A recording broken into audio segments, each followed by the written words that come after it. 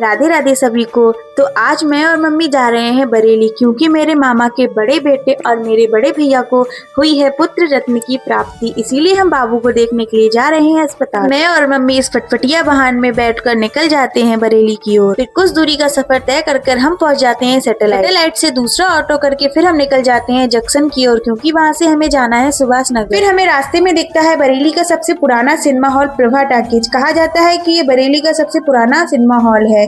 फिर हम सफर का लुत्फ उठाते उठाते पहुंच जाते हैं जंक्शन। बरेली स्टेशन पर जाते हुए आप लोगों ने इस नीम और पीपल के थान के दर्शन जरूर किए होंगे। ये दोनों पेड़ एक ही में जुड़े हुए हैं, इसलिए ये और ज्यादा अच्छे लगते हैं। फिर हमें दर्शन होते हैं माता रानी के मंदिर के। मैं और मम्मी माता रानी को प्रणाम करते हुए निकलते हैं आगे। और ये रही बरेली की मशहूर वाजपेयी स्वीट्स की दुकान। यहाँ के समोसे बहुत ही फेमस है। जब भी हम मामा के घर आते हैं तो यहाँ के समोसे जरूर खाते हैं। और फिर भ्रमण करते करते हम पहुँच जाते हैं हॉस्पिटल। यहाँ सब बाबू को खिला रहे होते हैं। ये हमारी ममेरी बहनियां, देखो इनकी बुआ बनने की खुशी आज तो फूले ना ही समा रही जीजी। ऐसे सारी खुशियाँ एक तरफ और बुआ बनने की खुशी एक तरफ। ये है हमारे लल्ला की मम्मी और मेरी भाभी।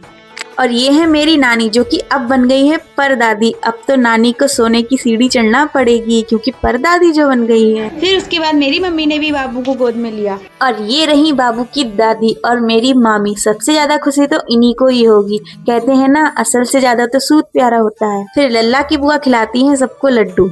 कुछ देर बाद मैं और मम्मी सबको बाय बोलकर निकल जाते हैं अपने घर के लिए।